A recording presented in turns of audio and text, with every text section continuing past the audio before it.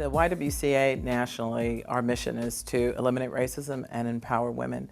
And one of the messages that we want to deliver is that racism still exists and racism still hurts.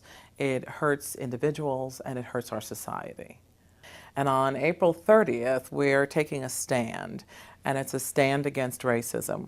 We are one of 70 YWCAs throughout the country. In Tulsa, there are 40 different organizations, different entities, corporations, schools, libraries, nonprofit organizations that are stepping up and taking a stand. Well, I'm delighted that the Oklahoma Women's Coalition and the Governor's Commission on the Status of Women, as well as the Department of Corrections, invited us to be here and actually take the stand with the partners in this room today, the stand against racism. We're here addressing an important issue of female incarceration.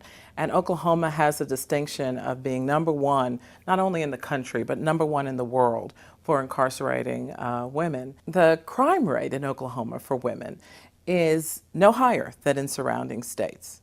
We incarcerate at significantly higher rates. And when we look at the statistics, what we know is that African American women and Native American women are more than 3 times more likely to be incarcerated. When we look at the 2009 Oklahoma Department of Corrections report, what we see is that the characteristics of the women who are incarcerated are also those characteristics that disproportionately impact women of color. So it's fitting to look at these two issues side by side, female incarceration and racism. And although this day we're really focusing on female incarceration, if we look at our numbers in Oklahoma for male incarceration, we are #4. And there again, disproportionately, men of color are represented in our system.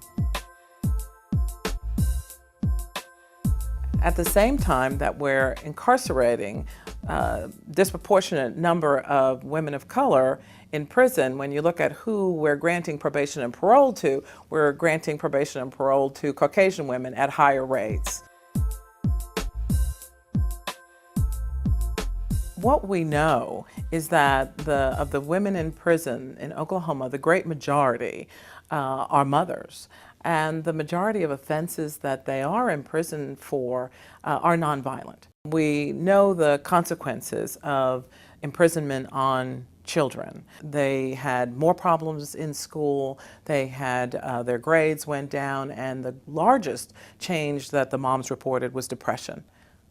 We also know that 20% of the women in prison had a parent who was in prison, so that we see ourselves creating a generation of children in prison. And when you look at how that is disproportionate, then you see that you are disproportionately disadvantaging an entire community.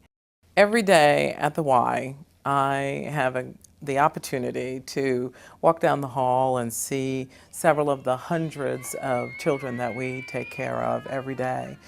And when I look at them, I realize as little children, they all have potential.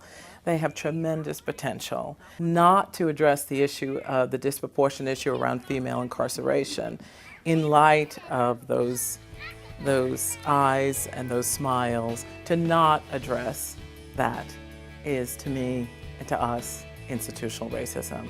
And it's why we're here taking a stand against racism today.